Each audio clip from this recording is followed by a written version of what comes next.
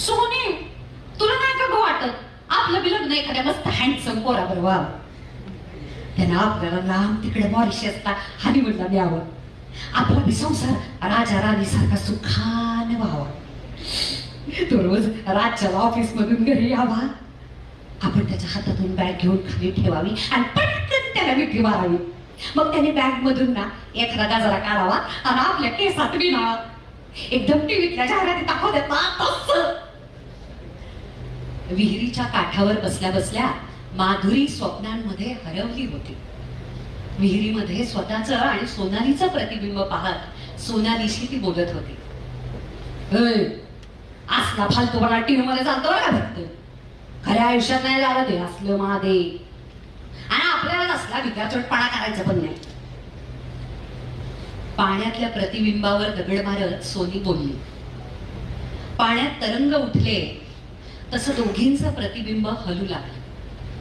हिरमुसलेल्या चेहऱ्यानं सोनीकडे पाहत माधी म्हणाली, तू तर ना अजिबात रोमॅन्टिक नाही बघ सोनी.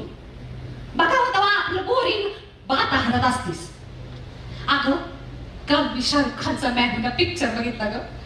त्यात तो जाहीद खान आहे ना ग, असलं बरे दिसतो ना ग. तुला सांगू असं वाटत होतं त्या अमृतरावाऐवजी मीच पाहिजे होती तिथं. सोनी खरंच आपल्याला हसले भारी भारी दिसणारे दौरे नाही का मिळायचे. माधीचा चेहरा स्वप्नांच्या लालीनं नटला होता.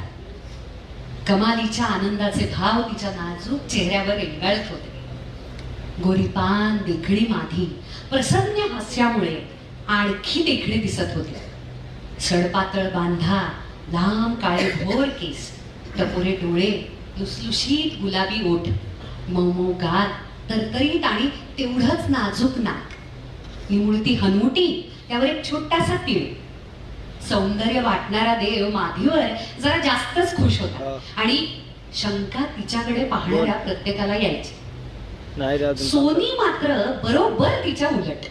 म्हणजे दिसायला तिच्यासारखीच देखणी, तब्येत थोडी जास्त, डोळे सुंदर, गाल ओठही अगदी लोभसवाणे, केस फक्त खांद्यापर्यंत. तिला मोठे केस आवडायचेच नाहीत. पोरींसारखं सजणं नटणं तिला कधी जमलं नाही आणि ती सुद्धा त्यात कधी रमली नाही. कधी कधी काही कार्यक्रम असेल तर बाकीच्या पोरी आणि बाया नटल्या तर तेवढ्या पुरतं तीही नटायची. नटल्यावर तीही कमालीची सुंदर दिसायची, पण तरीही तिला नटायला फारसं आवडत